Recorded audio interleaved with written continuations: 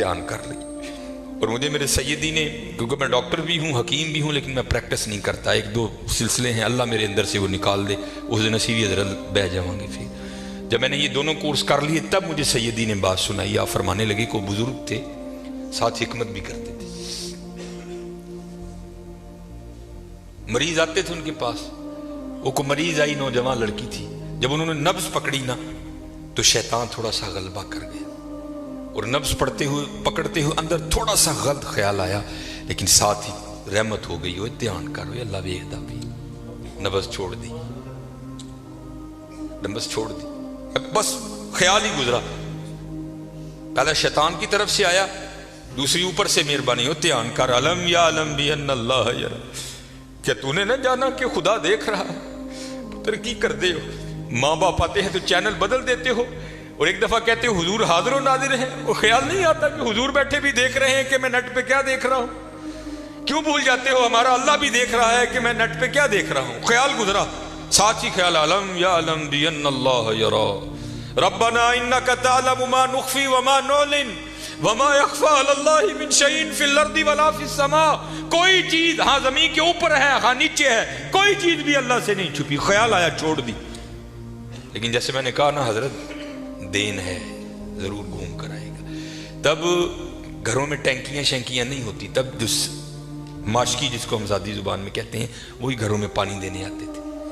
گھر ان کی بیوی تھی، وہ پانی دینے کے لیے آیا. ماشکی پانی بھر کے نا جب وہ جانے لگا تو اس نے ہاتھ پکڑ دیا ان کی بیوی کا. انہوں نے اتنے پھڑیا، ادھر ماشکی نے کار پھڑ لیا. وہ بیوی آگے سے ہاتھ چھڑا کر کہتی ہے وہ پتر کی ہو گئے. اس کو بھی خیال آیا، وہ روتا ہوا بھاگ گیا. اتنے وہ بھی بہ کے چنگا روئے دے، اکھاں لال کیتیاں، کار مائی بھی بڑا روئی. ساری زندگی لنگ گئی ہے، بڈھے ویلے کی ہویا انہیں کی ہاتھ پھڑ لیا. وہ بھی بڑا روئی ہے. حضرت حکیم ہوری گھر آئے تے حکیم صاحب دی اکھاں سجی دی، ویکھیا تے گھر والی دی اکھاں سجی دی. انہیں پوچھا بھلی لوکے کی ہویا کیوں روئی؟ انہیں کہا پہلے تسی دسو تسی کیوں روئے؟ انہیں کہا بس اج ایک دھی آئی سی مینوں دکھان لئی، اودی نبض پھڑی تے شیطان نے اندر گندگی پائی، لیکن نال ہی یاد آیا اللہ ویکھدا پیا میں چھڑ چھڑے.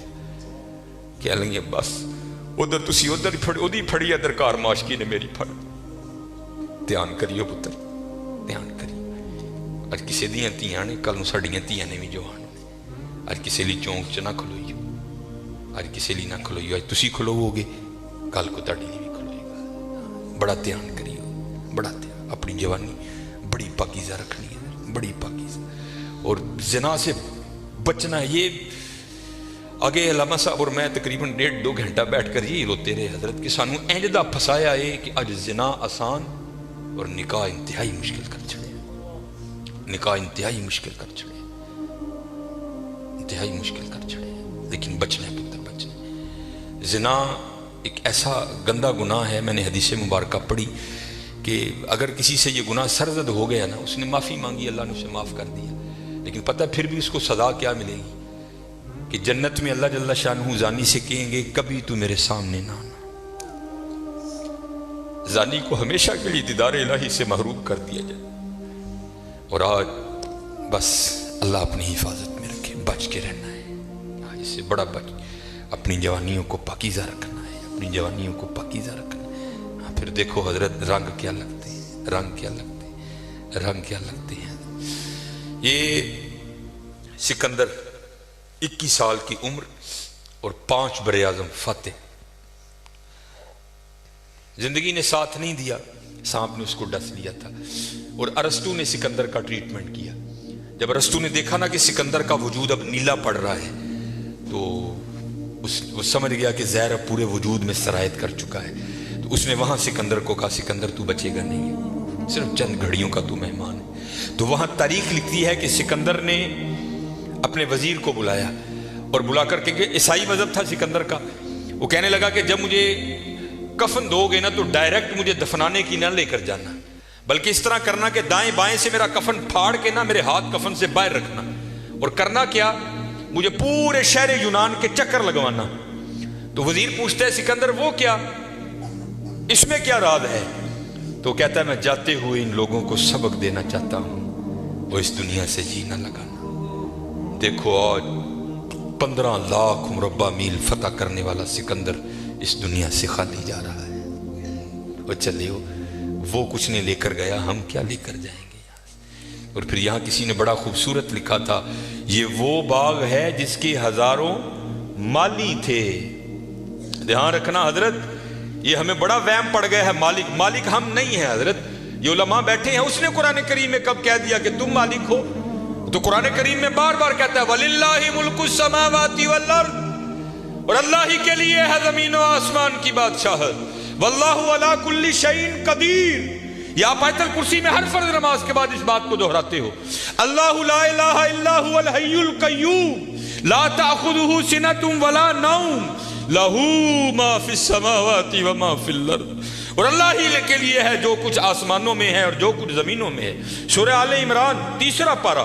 कुल, महबूब आप कह दीजिए अल्लाहुम्मा मालिकल मुल्क, ऐ अल्लाह ऐ मुल्कों के मालिक। ध्यान करियो पुत्र वो मालिक जे असी नहीं ने माल, हम तो माली हैं यार। और मैं अक्सर अपनी मिसाल दिया करता हूं, जब मैं थोड़ा बड़ा हुआ ना तो मैंने क्या देखा, मेरे घर के बाहर जो प्लेट लगी थी ना उस पर लिखा था चौधरी इलमदीन। फिर वो प्लेट बदल गई हजरत, दादा वो का इंतकाल हो गया। फिर नई प्लेट क्या लगी, हाजी मोहम्मद बूटा। अब पता नहीं हजरत ये प्लेट कब तक रहती है, जगह वहां रही हजरत, लेकिन क्या हुआ हजरत, मालियों के नाम बदलते रहे हजरत। असी माली हैं हजरत, असी मालक नहीं है हजरत, मालक वही है। और मैं यहाँ एक रिवायत भी अक्सर सुनाता हूँ कि आप कहोगे मौलवी साहब एवं साढ़े को साड़ियाँ ज़मीना खोन लगे हो, उनको कुरान और हदीस से भी तो दलील देना। हज़रत मूसा अलैहिस्सलाम का दौरे मुबारक था और ज़मीन का एक टुकड़ा था। 2 बंदे लड़ पड़े आपस में, एक मालिक था, एक का दिल बेईमान हो गया। इससे पहले कि दोनों दस्ते गिरे बाँ होते, खून बहता, किसी की जान जाती, और 4 बड़े वडेरे विच रले उन्होंने बह के क्या गल सुनो, अल्लाह के नबी हज़रत मूसा अलैहिस्सलाम मौजूद है, क्यों एक दूसरे का गिरेबां पकड़ते हो, चलो चल के उनसे फैसला करवाते हैं। सारे लोग हजरत मूसा अलैहिस्सलाम के पास हाजिर हुए। अर्ज की हुजूर जमीन का टुकड़ा है, ये दावा करता है ज़ैद के मेरा है, बकर कहता है मेरा है, आप अल्लाह के नबी हैं, आप फैसला फरमाएं किसका है। कुछ ऐसे होते हैं ना जिनको अदब अदाब की आगाही नहीं होती कोई भी, वहां भी एक ऐसा बैठा था। हजरत मूसा अलैहिस्सलाम से अर्ज करता है हजरत इंज करो, कल्ला कल्ला करके ना उन साइड ते ले जाओ, दोनों की बात सुनो, हकीकत हाल आप पर वाज़ेह हो जाएगी। हजरत मूसा अलैहिस्सलाम जलाल में आ गए। आपने फरमाया मैं अल्लाह का नबी हूं, मुझे इस बात की जरूरत नहीं कि मैं कल्ला कल्ला करके इनकी बात सुनूं, मुझे अल्लाह ने ये ताकत दे रखी है, मैं जमीन के टुकड़े से पूछ लूंगा, बता तू दोनों में से किसका है। आपने सबको इकट्ठा किया और लेकर चले गए। जमीन के उस टुकड़े पर खड़े हुए, फरमाया ये ज़ैद दावा करता है तू मेरा है, बकर दावा करता है तू मेरा है, अल्लाह के नबी हजरत मूसा तुझसे पूछते हैं बता तू किसका है। तो तफसीर में लिखा है कि वो जमीन का टुकड़ा बोल उठा। पहले हजरत मूसा अलैहिस्सलाम को सलाम अर्ज की और सलाम अर्ज करके अर्ज करता है हजरत ये दोनों झूठे हैं, ना मैं इसका हूं ना मैं उसका हूं, इनको को तैयारी करें, ये दोनों मेरे हैं। हसी हजरत केड़े वहम च पे दे ते हकीकत क्या है। ये वो बाग है जिसके हजारों माली थे, सिकंदर जब इस दुनिया से गया दोनों हाथ खाली थे। हाँ हजरत ध्यान करियो, खाली आए हैं और खाली ही यहाँ से जाएंगे। हाँ जाएगा क्या, अच्छे और बुरे अमाल साथ जाएंगे। हजरत हूँ ताड़ी मर्जी है हजरत, जिदा मर्जी ढेर ला लो हजरत, लेकिन हजरत जी चंगा ही ढेर लाइयो, मंदा न लाइयो।